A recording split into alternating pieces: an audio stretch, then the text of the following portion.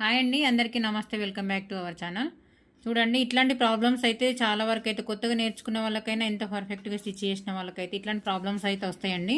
చూడండి, కుట్టు చివరి ఇక్కడ వరకు ఉంది, ఇక్కడనే ఎండ్ అయిపోయింది. లోపల పార్ట్ కరెక్ట్గా పట్టుకున్నాము అనుకుంటాము, కానీ లోపలికి మనం కుట్టుకుంటూ వచ్చేసరికి ఇటు కిందికి జరిగిపోతుంటుంది.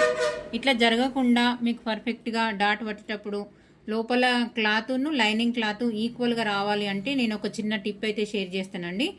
ఇది కాకుండా ఇంకొకటి అయితే వేసి చూపిస్తా. చూడండి, ఇలా క్లాత్ అనేది మనము కొంచెం సాఫ్ట్, ఇట్లా కొంచెం సాఫ్ట్గా మనకు క్లాత్ ఎక్కడ ముడతలు రాకుండా కొంచెం దూరపు కుట్టు అయితే పెట్టుకోండి. డాట్ ఎంతవరకు అయితే పడతామో అంతవరకు ఒక స్టిచ్ అయితే వేసుకోండి. ఇట్లా కొంచెం దూరపు కుట్టు పెట్టుకుంటే, పెద్ద కుట్టు పెట్టుకుంటే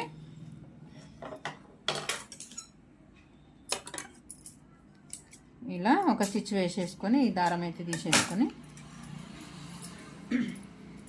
ఇప్పుడు దీన్ని ఈ డాట్ అనేది మనం ఎంతవరకు అయితే పట్టాలనుకున్నామో అక్కడి నుంచి ఇట్లా మనము క్లాత్ అనేది ఇక్కడ 1/2 ఇంచ్ వరకు మళ్ళీ పోను మనకైతే సన్నగా వస్తుంది కదా డాట్. ఇలా నేనైతే డబుల్ స్టిచ్ వేస్తా కంపల్సరీ. ఒకటైతే వేసి చూపిస్తా. చూడండి, ఇప్పుడు ఇందాక చూపించినట్టే మీకు చూపిస్తున్నా. చూడండి, 2 లైనింగ్ క్లాత్ మెయిన్ ఫ్యాబ్రిక్ 2 అయితే ఈక్వల్గా వచ్చిందా లేదా చూడండి. ఇటువంటి టిప్ అయితే మీకు చాలా వరకు అయితే యూజ్ అవుతుందండి. చూడండి, దీనికి డిఫరెంట్. ఇక్కడ నేను లోపల లైనింగ్ అయితే ఎండింగ్ వచ్చిన కుట్టు ఇక్కడ వరకు ఉంది. మీకు ఉల్టా కూడా చూపిస్తా. ఇక్కడ వరకు ఉంది, ఇది ఇక్కడనే ఆగిపోయింది. నేను అటు సైడ్ చూస్తేనేమో 2 మంచిగా కరెక్ట్గానే పట్టుకున్నా అనుకుంటాం.